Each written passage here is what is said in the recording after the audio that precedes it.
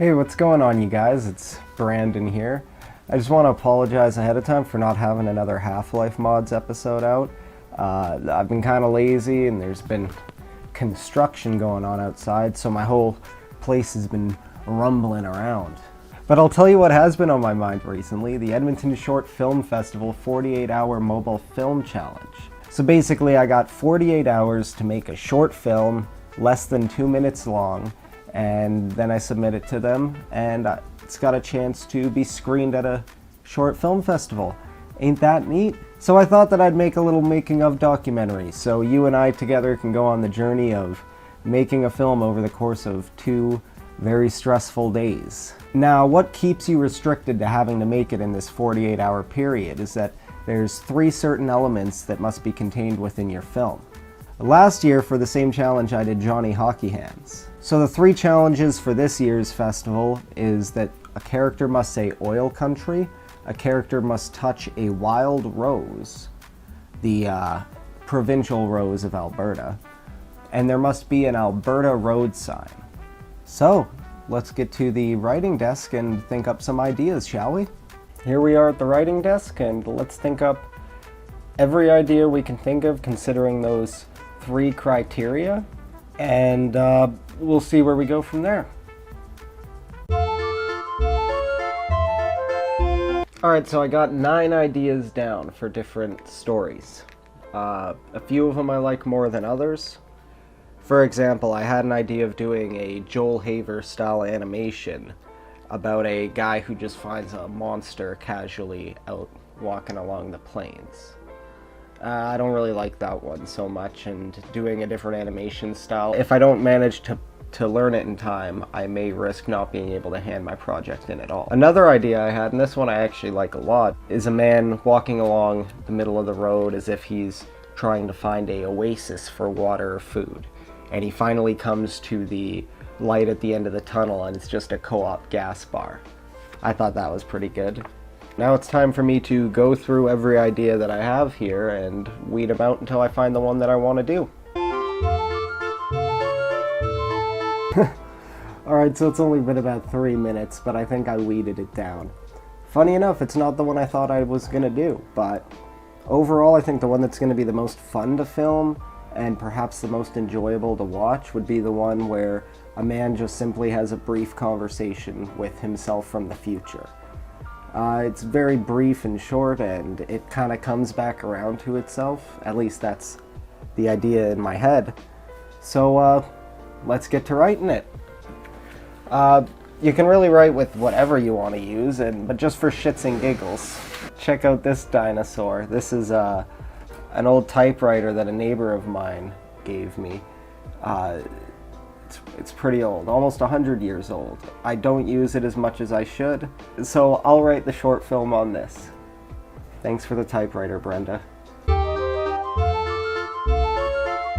Alright, it's been almost 2 hours since it started, and I've already got the script done, contained on this one-sided page, complete with spelling errors and everything.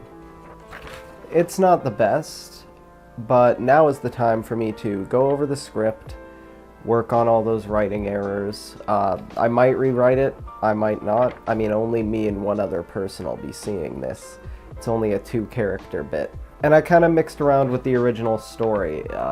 Originally I wanted the guy to stumble across a gas station, but instead I created a character called the Angel of Oil Country, and he offers him a poutine with double gravy. Kind of throwing a bit of Canadianness in there. So we got it all right there. Now it's time for me to go over and write down all props, sounds, locations, and anything that I'll practically need to actually shoot this.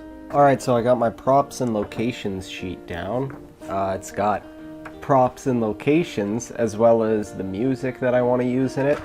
And I even decided to write down the equipment that I'll need to be bringing. So that just helps it all with being organized, so when I actually have to get all this stuff together, it just makes it a whole bunch easier. So now it's time for me to go location scouting and actually find a place where wild roses grow naturally, because I don't know where to look for those. Hopefully there's one in town. Well, it's a couple hours later, and to tell you guys the truth, I couldn't find any wild roses in the wild. Funny enough, it's our provincial flower and I couldn't find it anywhere. Maybe I was just looking in the wrong places, but regardless, time is of the essence. So what I need to do is work around this somehow. So while I was looking up pictures of wild roses, I noticed a picture of the Alberta license plate, which conveniently enough features a wild rose on it. So I was thinking for this, instead of having the beginning shot with my character eating a wild rose, instead I was perhaps thinking that they could walk past a license plate that's kind of like half buried in the dirt, so I can still conceal my license plate number. Ooh. So with that in mind, now I'm just working on the storyboard here. Next time you see me, it'll be tomorrow morning when I'm getting ready to film. Well, hey you guys, it's it's been a while. It's July 24th at 3 p.m. So I kind of already went and shot everything. I'm sorry I didn't take you along and show you more. I think there's probably some behind the scenes footage lying around there somewhere, and I'll put that on the screen right now. But basically it was a lot of run and gun shooting, like we only did about 1 or 2 takes of each. It was pretty fun, a little awkward, but you know, that's the price you pay for making a fool of yourself on camera. So with the whole wild rose problem, my buddy, who ends up playing the Angel of Oil Country, he has a wild rose tattoo on his arm. So I figured that would be perfect for us to touch it and just kind of add to the absurdity a little bit. All I have left to do is to record the voiceover lines using this microphone here and edit the picture together. And I'll see you there. So it's July 26th now. I already uploaded the video and all that. I'll be honest, trying to film this while trying to actually make the thing was a lot harder than I thought it would be. So I'll kind of go over the steps in editing that I did. First, it all came down to which program I was going to use.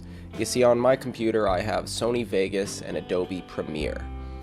I'm way more used to Sony Vegas. I've been using it for about a decade. I can get my way around it really well. But Adobe Premiere I'm not too familiar with.